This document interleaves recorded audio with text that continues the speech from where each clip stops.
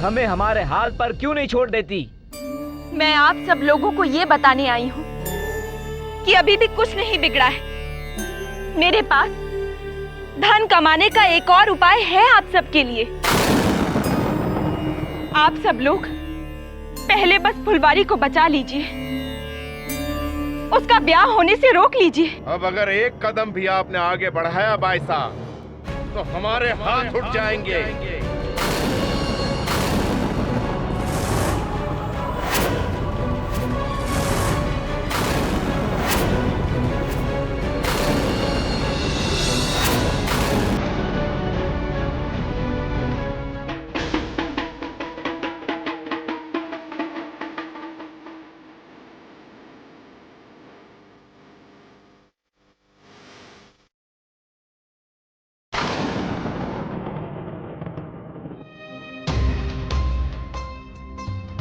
फुलवारी को ले आओ।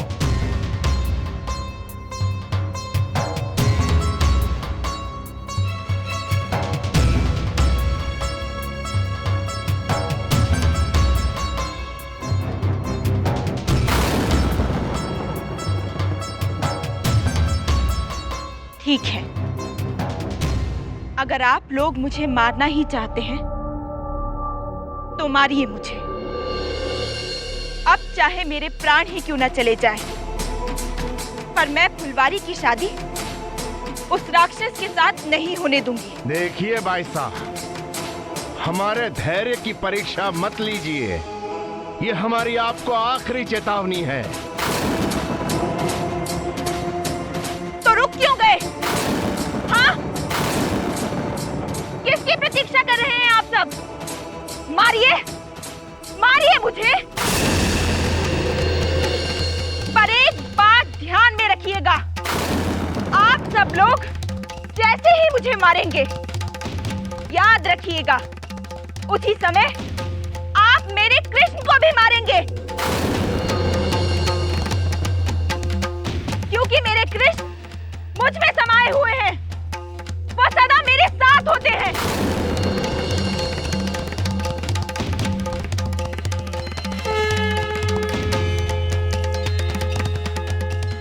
आप सब लोग अपने ये हथियार मुझ पर ही नहीं, भगवान श्री कृष्ण पर भी चलाएंगे।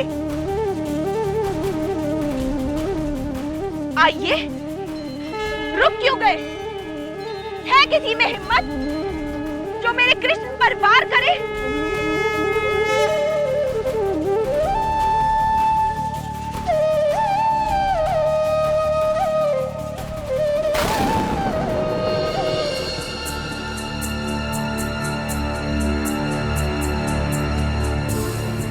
ये लीजिए आपका बकाया धन।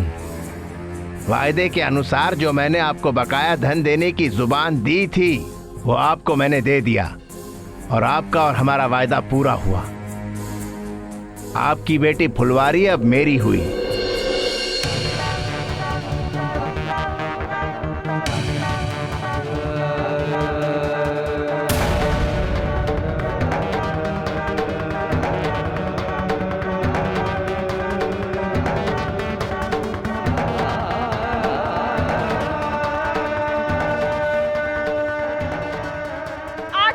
देखना चाहती हूँ कि आप लोगों में से ऐसा कौन है जो भगवान को मार सके।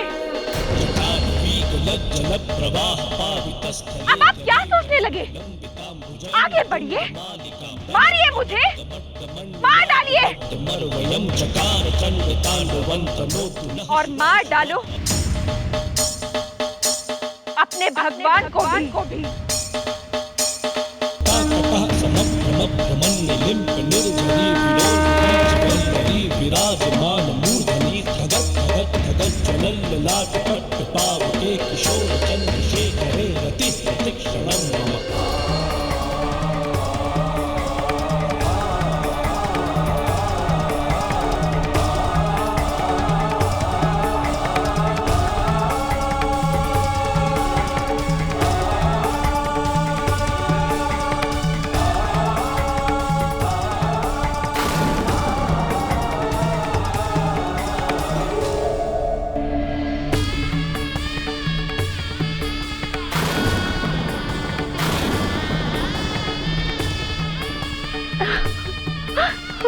वर वधु के गठबंधन के लिए कन्या के पिता आगे आइए।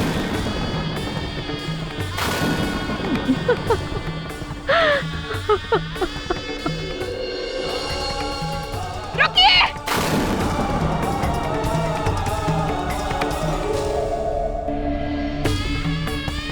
ये विवाह नहीं होगा।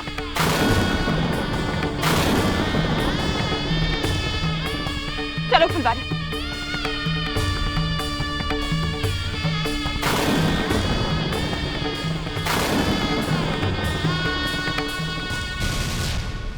ये होती कौन है हमारे बीच में बोलने वाली? आखिर ये सब हो क्या रहा है?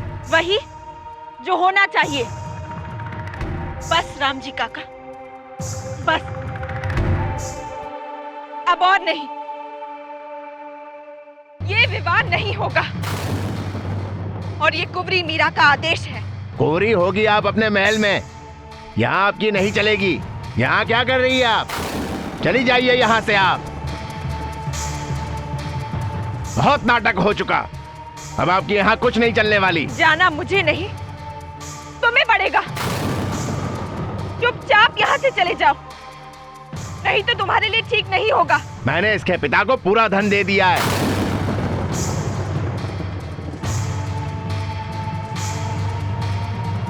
ये लो, उठाओ अपना धन और चले जाओ यहाँ से।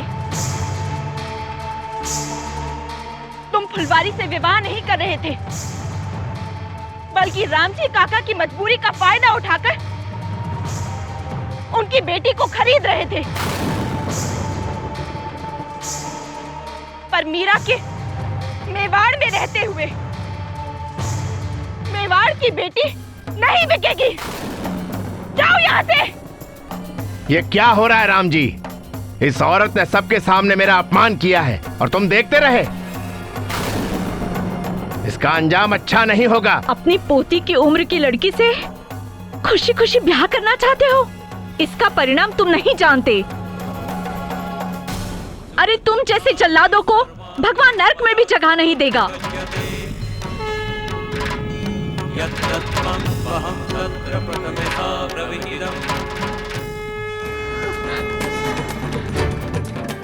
चले जाओ यहाँ से, वरना मैं तुम्हारे टुकड़े टुकड़े कर दूंगी।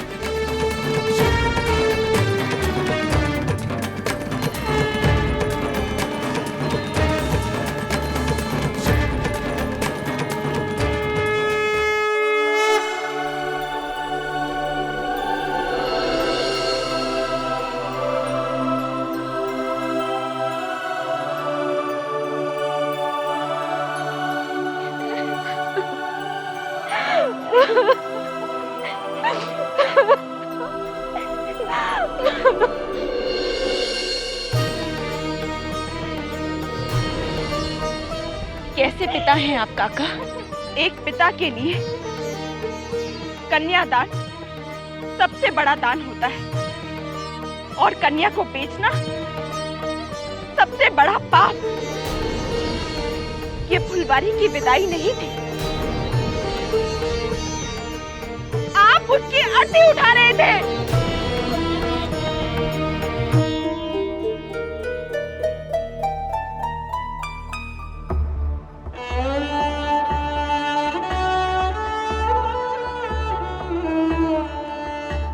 मैं मजबूर था।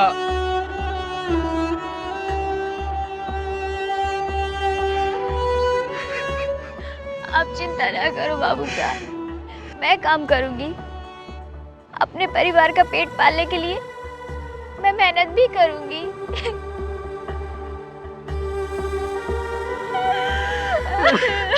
और आप किसी बेटी को बेचने जा रहे थे। आप सब लोगों के पेट भरने के लिए एक और रास्ता है मेरे पास।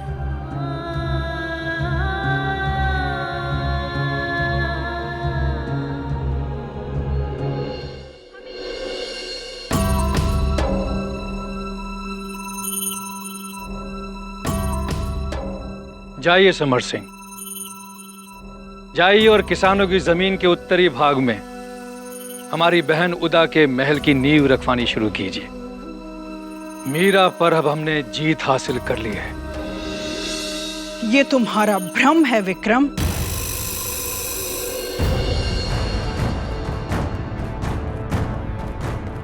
तुम जो जीते हो वो सिर्फ कुछ बीघे जमीन है, लेकिन उसके बदले जो तुम हारे हो वो है तुम्हारा सम्मान, पद और प्रतिष्ठा।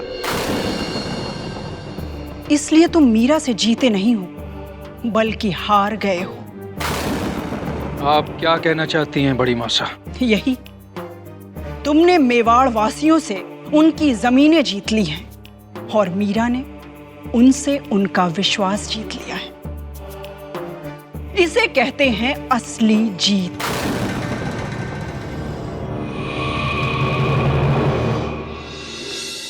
आइए आइए, ये देखिए, जैसे हमारी जमीनें हमारी माँ थी, उसी तरह ये गाय भी हमारी माँ है, जो आज से हम सबका पेट भरेंगी।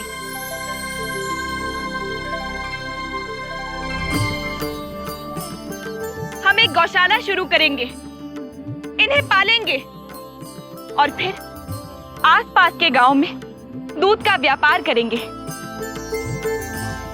और उसी से धन कमाएंगे। जो लोग मेहनत करना जानते हैं वो किसी एक काम पे निर्भर नहीं रहते और हिम्मत करने वाले की कभी हार नहीं होती, सदा जीत होती है। तो कहिए, क्या कहते हैं आप सब? क्या आप सब लोग मेरे साथ हैं? हाँ हाँ, हम तुम्हारे साथ हैं। हम तुम्हारे साथ हैं। हम भी आपके साथ हैं। हाँ हाँ, हम आपके साथ हैं। हम आपके साथ हैं। हाँ हाँ, हम आपके साथ हैं। फिर ठीक है, कल सुबह हम इन गैयों को चारा चराएंगे। रोज सुबह अच्छी हरी घास खिलाकर हम इनका दूध निकालेंगे। देखना, एक दिन मेवाड़ का दूध देश भर में बिकेगा। अरे काका,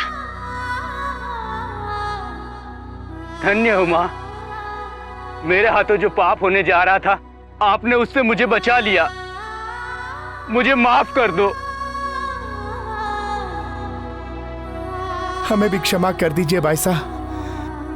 पता नहीं हमने कैसे आप पर हाथ उठाने की सोची। सुबह का भूला अगर शाम को घर वापस आ जाए तो उसे भूला नहीं कहते। कल की सुबह हम सब के लिए एक नई सुबह होगी। बोलिए श्री कृष्ण कन्हैया लाल की जय। कल सुबह तुम लोग पता लगाओगे कि गांव वाले अपनी गायों को चराने के लिए कहां पर लेकर जाते हैं। उनके वहां पहुंचने से पहले तुम वहां पहुंचकर इन बोरियों में भरा जहर वहां की सारी हरी घास पर छिड़क कर इस किस्से को यहीं का यहीं खत्म कर दो। जो हुक्म हो। उस घास को खाते ही गायों के साथ साथ मीरा की उम्मीदें भी दम तोड़ देंगे। इन गांव वालों की नई सुबह का सूरज सुबह ही ढल जाएगा।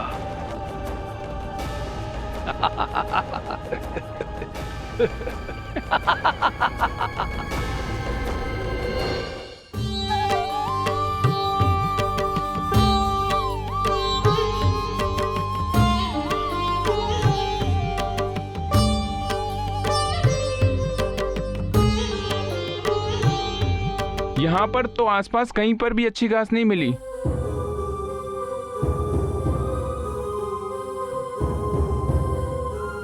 कोई बात नहीं, हम कहीं और जाकर ढूंढेंगे। आसपास नहीं तो थोड़ी दूर जाकर हरी घास मिल ही जाएगी। मीरा भैसा, मैंने अच्छी घास की व्यवस्था कर दी है। सुना है कि श्रीगढ़ के पास वाले खुले मैदान में बहुत सारी हरी घास उगती है। हम अपने गायों को वहाँ ले जा सकते हैं। पर हम रोज सुबह श्रीगढ़ कैसे जा सकते हैं भाई साहब? वो तो यहाँ से बहुत दूर है। और रोज रोज गायों को इतनी दूर कौन लेके जाएगा? मैं ले जाऊंगी इन्हें। मैं भी आपके साथ चलूंगा। रोजी रोटी के लिए थोड़ी सी तो मेहनत करनी ही पड़ेगी। मुझे वहाँ का रास्ता पता है। दोपहर तक हम सब वहाँ पहुँच जाएंगे। चलिए।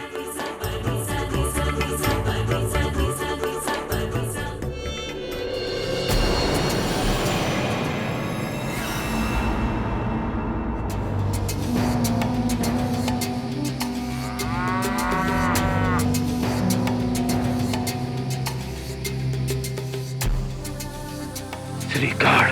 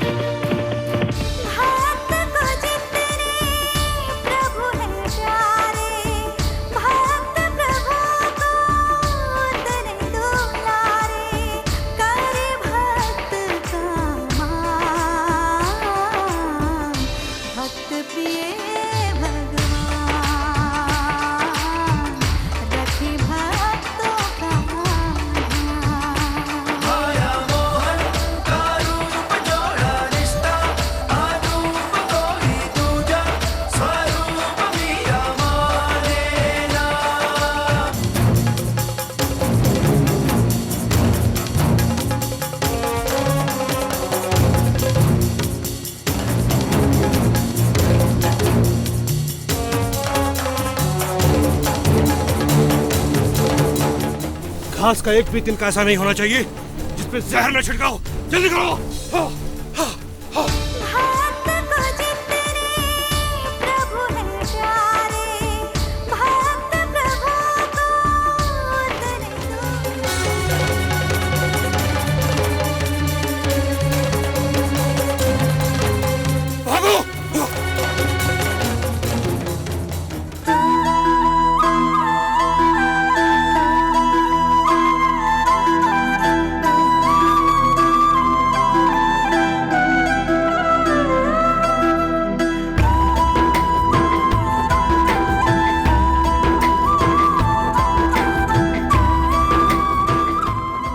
खाओ मेरी गैया, अब जी भर के हरा हरा चारा खाओ।